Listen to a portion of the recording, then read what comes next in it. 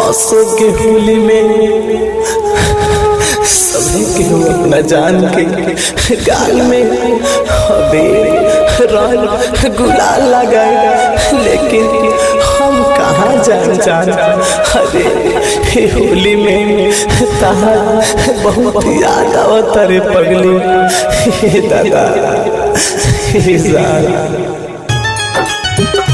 जब से चल गई होलिया में बड़ी याद Music by Gaurav Roshan.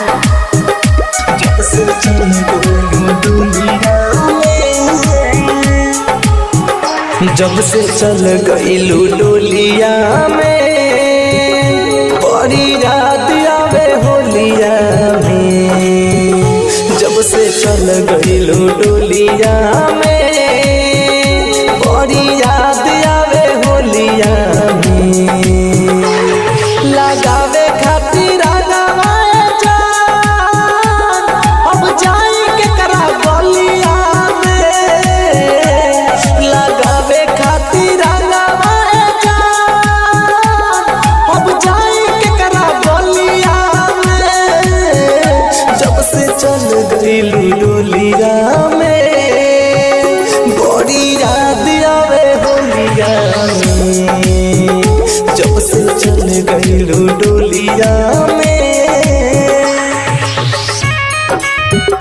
जब से चल गई होलिया में बड़ी याद होलिया में। जब से चल गई होलिया में, हाथ छूटल बावे दिल टूटल बावे, लोर अखिया के अखिया में सुखल बावे।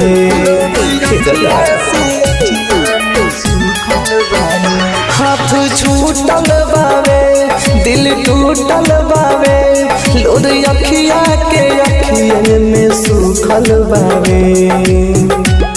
तोहरा के महसूस करनी केहू औरी के बोलिया में। तोहरा के महसूस करनी केहू औरी के बोलिया में। जब से चल गई डोलिया में बड़ी याद आवे होलिया में। जब से चल गई डोलिया में, जब से चल गई डोलिया में बड़ी याद होलिया में। जब से चल गई डोलिया में, दिहलू पर कस के गम दिल पे गहरा जखम। तोहरा चलते जियत बानी मर मर के हम।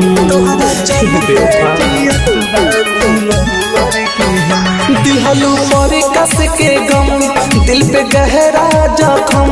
तोहरा चलते जियत बानी मर मर के हम। घायल मेरा तुझे कैसे नाम लिखी रंगोलिया में। घायल मेरा तुझे कैसे नाम लिखी रंगोलिया में।